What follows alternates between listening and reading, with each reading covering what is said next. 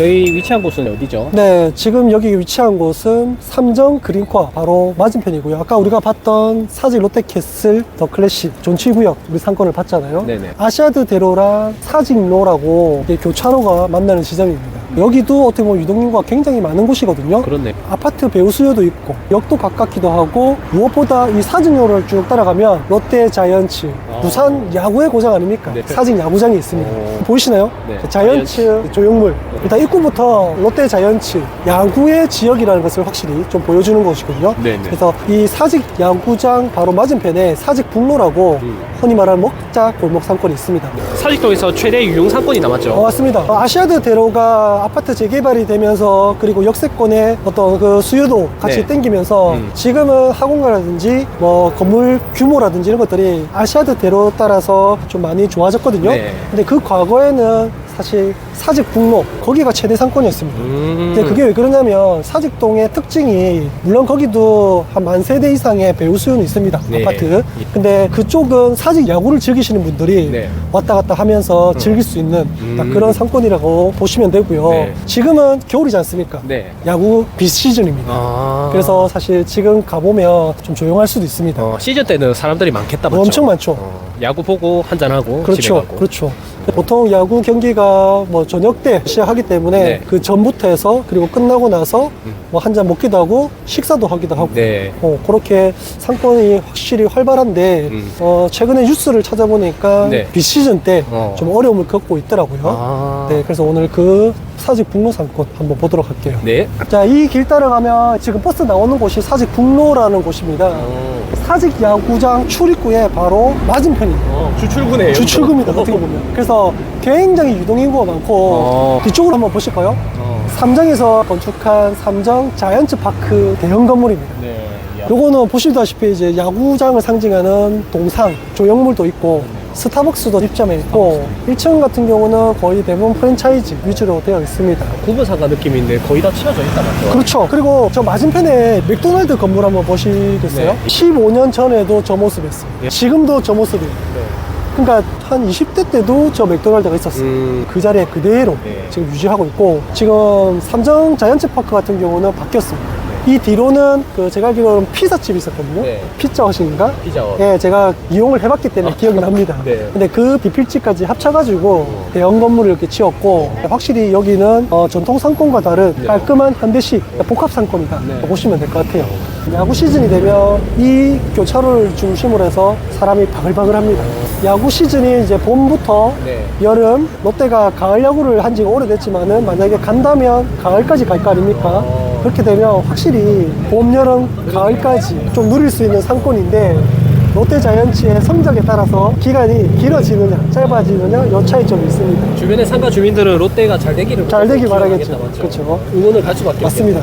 그래서 우리 골목 상권의 메인 도로 한번 같이 걸어가 보시죠. 네. 확실히 활발한 것 같아요. 주변 자체에 상권이 있고 음식점도 되게 많고 확실히 와 여기 골목골목 음식점들이 가득 채워져 있네요. 여기가 이제 메인 도로에서 손톱 라인이고 보시면 아마 주변에서 건물 한번 쫙 비춰보시면 제일 많은 업종이 어떤 게 보이시나요?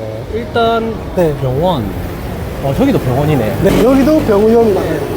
이 교차로에서 제일 많은 업종이 병원입니다. 네. 그 이유는 아무래도 병원 같은 경우는 유동인구가 많은 곳에 위치할 수밖에 없거든요. 네. 물론 역세권도 유동인구가 많기 때문에 그쪽에 병원이 많은데 사직동은 아까 우리가 봤지만은 아파트들이 많았기 때문에 학원들이 많았어요. 그리고 그냥 일반적인 근생상권. 근데 여기는 우리 역세권은 아니잖아요. 네. 하지만 옛날부터 오래전부터 여기는 유동인구가 많은 곳이기 때문에 병원이 여기에 거의 모여있다고 보시면 됩니다. 그럼 술집 상권은 어디 쪽으로 가야 술집 돼요? 상권 같은 경우는 이제 골목골목으로 포진되어 있습니다. 네. 한번 가보실까요? 네, 한번 가보시죠. 혹시 대로변의 건물은 최근에 거래된 건 있나요? 지금 보시는 KT 건물이 네. 23년 6월에 평당 6,500 정도에서 30억 정도에 30억? 거래가 됐습니다. 네. 괜찮은 거 아닌가? 네, 평수 자체가 46평으로 크지 않아요. 일단 땅 모양도 그렇지만 전면이 너무 좋고 그렇죠. 그다음에 전체 금액이 대로변에 또 30억이면 메리트 있고 맞아요, 맞아요. 저는 잘 산 것 같아요. 그렇죠. 네. 그래서 2층까지 KT가 쓰여 있고 위에부터는 미용 쪽으로 쭉 이렇게 임대가 갖춰져 있는 거 보니까 나름대로 괜찮은 것 같아요. 저는 대로변인데 전체 금액 가벼운 거. 평당가는 사실 비싸도 돼요. 네. 근데 전체 금액이 저는 제일 중요하다 보거든요. 사실 사실 이런 데 뭐 50억 이상 된다 그러면 다음 사람이 받아들이기가 너무 어려워요. 네. 80억에도 팔아야 되는데. 그렇죠. 근데 이런 거 30억인데 뭐 40억에 판다 한들 나쁘지 않다는 거죠. 뭐 이쪽으로 유동인구도 많고, 저 보시면 보이는 곳곳마다 아파트입니다. 네. 그러니까 그만큼 배우 세대가 많다는 뜻이에요.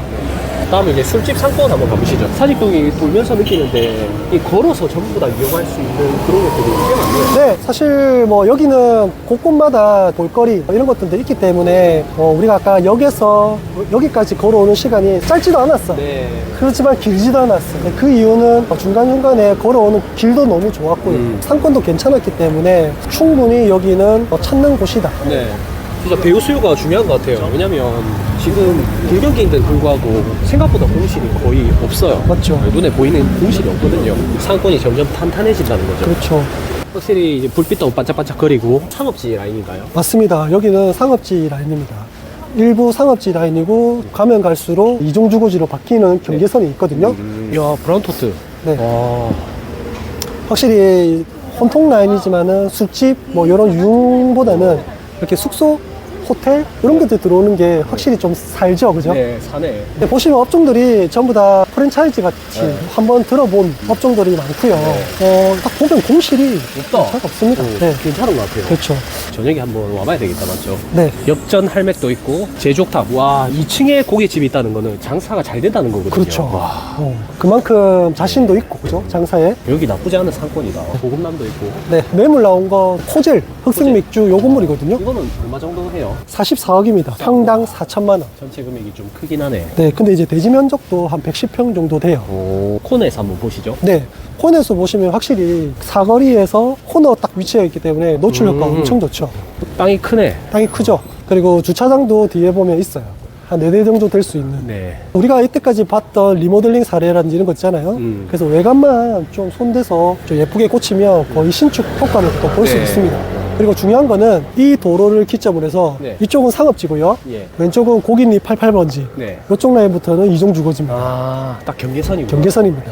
근데 일반적으로 우리가 이런 상권을 볼 때는 잘 못 느끼잖아요. 아무도 모르죠. 서류를 떼보기 전에는 아무도 모르거든요. 맞습니다, 예. 그래서 확실히 요거는 평당 4천원대의 매물이지만은 상업지구 그리고 위치가 코너 자리 이런 걸 생각하면 네. 우리가 봤던 다른 어정쩡한 것보다 좀 낫지 않겠나 그렇네요. 생각이 네. 들어요. 근데 금액대가 이제 44억이니까 네. 또 이러면 이제 그 돈씨 또 나오죠, 그죠? 그렇죠. 네. 요즘 같은 시대에는 사실 무겁긴 하죠. 네, 저는 그래서 요즘에 20억대 미만을 많이 보거든요. 맞습니다. 근데 저라도 제가 만약에 매수인이라도 전체 금액이 비싼 거는 정말 대로변 아니면은 손은 안 될 것 같아요. 네, 사실 여기는 인근에 있는 아파트 배우 수요만 보고 하는 장사는 아니고요. 네.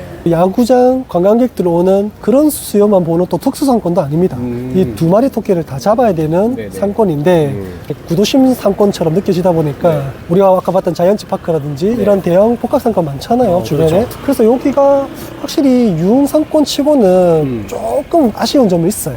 근데 이제 주변에 롯데 클래식이나 쌍용 사람들은 이까지 먹으러 올 것 같긴 한데. 네, 뭐 약속이라든지 아니면 내가 특별한 걸 먹고 싶다.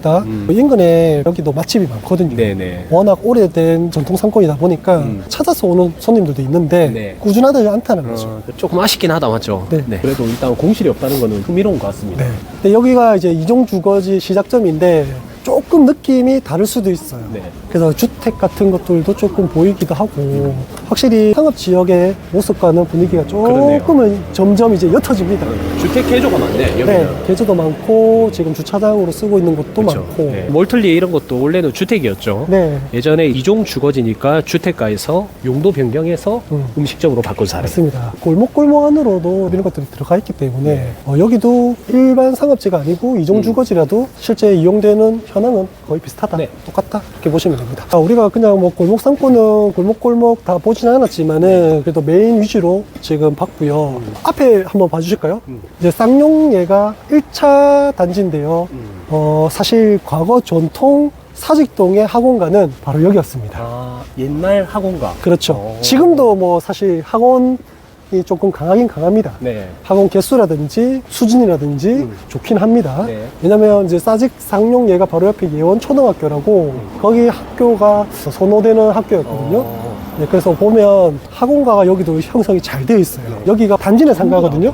여기는 일반적인 상가 건물이 아니고 단지 내 상가예요. 그러니까 단지 내 상가가 이런 게 하나 있고 그 옆에 또 하나 더 있어요. 강장군님 한번 보세요. 업종이 거의 대부분이 그냥 학원 같은 네. 그런 업종이에요. 아니 왜 이리 사직동에는 학원가가 많은 겁니까? 아무래도 학교의 영향도 있고요. 예원초등학교의 학군열, 그 다음에 이제 쌍용 얘가 어머님들의 학구열이 더 좋고요. 그래서 이제 공부시키려면 다들 사직동 하는 것 같아요. 그렇죠. 지금 아시아대로 쪽으로 많이 내려오긴 했지만은 여전히 여기가 보시면 저 두 동으로 해가지고 학원가가 엄청납니다.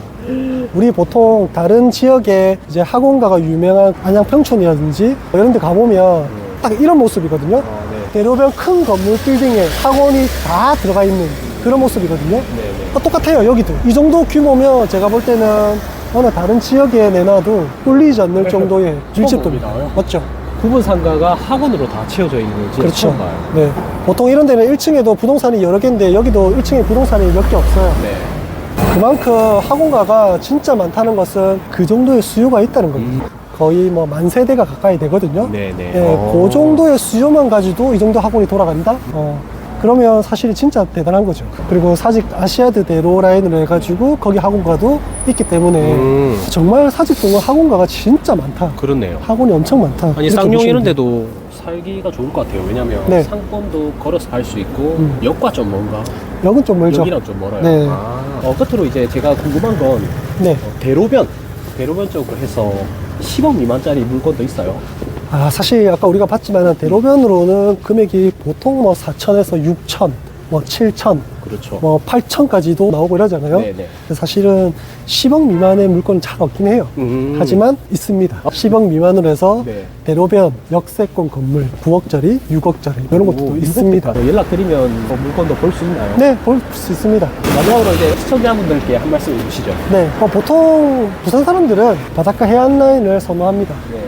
그거는 저도 마찬가지이긴 합니다. 근데 우리가 이 사직동 라인을 오늘 본 이유는 아무래도 전통적으로 주거 환경이 쾌적하고요.